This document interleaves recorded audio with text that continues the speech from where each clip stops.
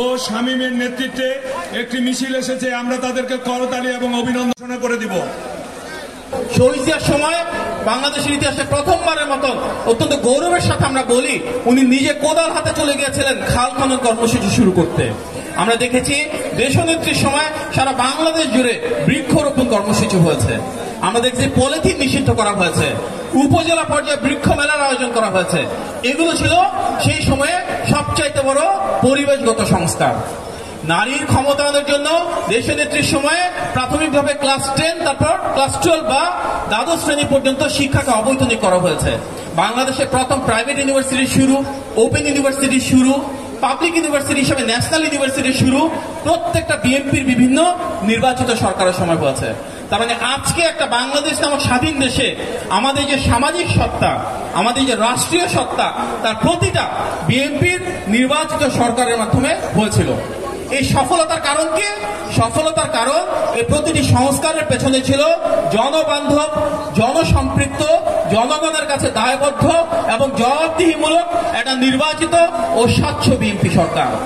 তার মানে আমরা যদি ঐতিহ্যকে ধারণ করি, সামনের দিকে আমাদের উপলব্ধি করতে হবে যে বাংলাদেশের যে কোনো সংস্কারের জনক, ধারক এবং বাহক বিএনপি, এবং ভবিষ্যতেও যদি কোনো সংস্কারকে অর্থবহ করতে হয়, সত্যি মানুষের ভাগ্যের পরিবর্তন করতে হয়, তাহলে আমাদের আবারও জনগণের সাথে সম্পৃক্ত একটা নির্বাচিত সরকারের প্রয়োজন। কোন অনির্বাচিত সরকার কি বড় ধরনের সংস্কার করতে পারবে? পারবে না। যার কারণে আমরা বলছি, আমরা যদি আমাদের 31 দফায় দেখি, সবচাইতে আগে বলা হয়েছে সংবিধান সংস্কারের কথা। 1 নম্বর যে আমাদের ধারা, সেখানে আমরা বলছি যে জনগণের ভোটে নির্বাচিত একটা সরকার জনগণের ম্যান্ডেট নিয়ে জনগণের আকাঙ্ক্ষার প্রতিফলনের মাধ্যমে সংবিধানে পরিবর্তন ঘটাবে। আমাদের যেটা 2 নম্বর ধারা, সেখানে আমরা বলছি কি একটা সমন্বিত রাষ্ট্রায়ত্ত কাঠামো গড়ে তোলা। অর্থাৎ এখানে কিন্তু শহীদ প্রেসিডেন্ট জিয়াউর রহমানের যে ঐতিহাসিক আদর্শ বাংলাদেশি জাতীয়তাবাদ, সেটাকে আমরা ধারণ করছি। আমরা বলছি কি আমাদের ধর্ম, বর্ণ, ব্যক্তিগত অবস্থান, রাজনৈতিক কাঠামো যা কিছু হোক না কেন, সমগ্র বাংলাদেশে আমরা এই বাংলাদেশে জন্ম নেওয়া প্রতিটি মানুষ এক হয়ে কাঁধে কাঁধ মিলিয়ে বাংলাদেশকে সামনের দিকে এগিয়ে নিয়ে যাব এবং নিশ্চিত করব এই বাংলাদেশে জন্ম নেওয়া প্রতিটি মানুষের অধিকার একই সমান, প্রতিটি মানুষের স্বাধীনতা একই সমান।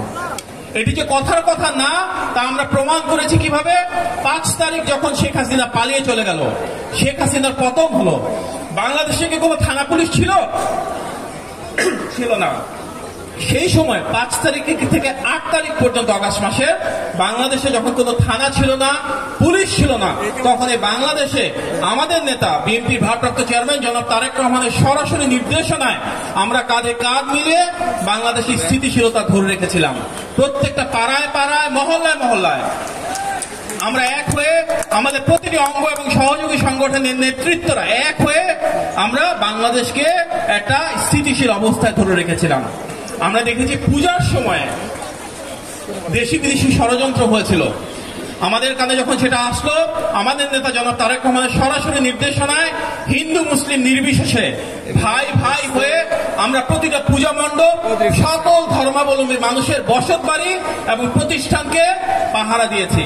আমরা পাড়ায় মহল্লায় সুরক্ষা দিয়েছি এবং নিশ্চিত করেছি এই বাংলাদেশে ধর্মের ভিত্তিতে কোনো বিভাজন থাকবে না। প্রত্যেকটা মানুষের বাংলাদেশী হিসেবে অধিকার, স্বাধীনতা এবং ধর্মীয় নিরাপত্তা নিশ্চিত হবে। তার মানে 31 দফাতে আমরা যে বাংলাদেশী জাতীয়তাবাদের আদর্শের কথা বলছি, যে সমন্বিত রাষ্ট্রসত্তার ঐক্যমত্যের কথা বলছি, আমরা যে জাতীয় ঐক্যমত্যের সরকারের কথা বলেছি, এর প্রতিটাই আমাদের 5ই আগস্টে শেখ হাসিনার পতনের পর প্রতিটি দলীয় কর্মকাণ্ডে প্রতীয়মান।